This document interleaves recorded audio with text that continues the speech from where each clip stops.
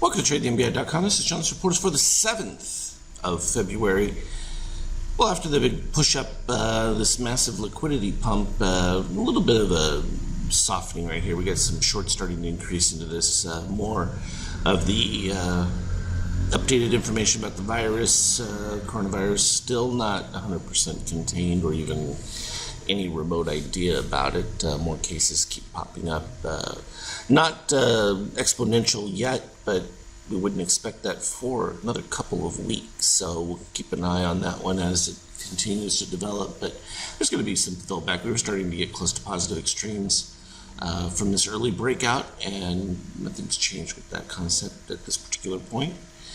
We can see that right here at a meeting point of the green and cyan with steel falling. Steel's going to have to cross below there for there to be any more of a downdraft other than this just being softer. But we keep an eye on the shakeout, because if we make another lower, that'll be the third consecutive lower one on higher highs. That typically is problematic. So I'm not seeing that with the NASDAQ, though it's still lower at this particular point, but the trajectory's been much better. It has clear positive extremes, though, from its bump up. And all that would do is take you back down just a fraction below this 76%. You can see where the EMEA yellow is much higher in between that 76 and 100% Fibonacci lines, which is makes it so easy, because below that you're either out or convert to the opposite direction. That's the easiest way to approach that. From a euro standpoint, danger Will Robinson. I was talking about this for some time, and they're not able to hold it, but there's no justification when you look at the general output of the EU relative to what's happening in the US. Not even competitive. And that's problematic. That's also going to put pressure down on the S&P. This is helping, though, with the reduction in oil. But like I said, if this remains down at this level, it's a little more problematic than if you get back into this mid-range. If this stays for an extended period. I mean, obviously you can have the short-term dip, but now we're looking at almost a month of continuous declines. And if the situation in China doesn't improve or gets worse, I think you could even see this break down further, and that would create some real problems, because you'd have a deflationary situation where you're hyperinflating with lots of cash. That's one of the few things that's probably keeping inflation from skyrocketing at this particular point, with the amount of liquidity the Fed is throwing out there to try and keep things afloat.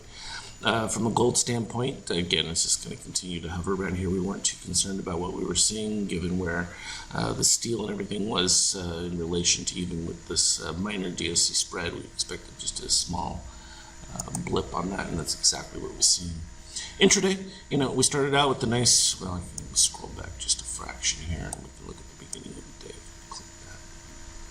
So we were in that massive rise up, a lot of positive extremes, marked them all the way there. Lo and behold, filled it right back in place. It's so pretty when that happens. And then we kind of just fluctuated right around above it there as a baseline, and then boom, came right back to it in the post-market.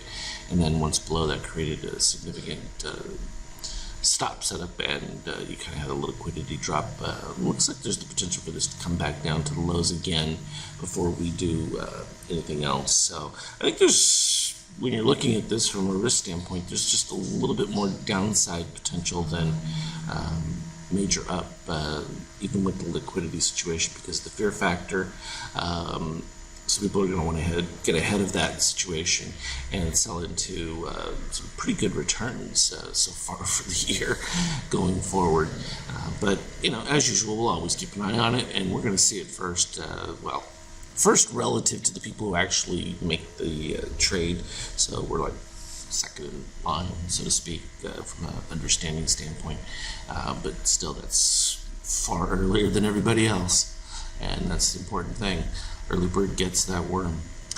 As always, though, if there's anything unique or interesting setup, we had some little complicated setups within some of these where you had no reset, so you knew that like the pump on this wasn't going to last. It still did okay, got all the way up to the 50 before falling back down again, and then finally put in the higher pivots and then the X's, and that's the blue candle there, and that led to the nice move back up to the 100%, but it was a falling 100%, so it was just a question of what would happen first with the Morganacci high reach the price first, or would price rise up to it, and in this case it was kind of a combination of both, which kept it rather muted, and then just went sideways, so it was kind of boring from that standpoint. There really wasn't a whole lot to work with in some of this, but that happens. We've had some excellent earlier days, so we can't complain about a little consolidation.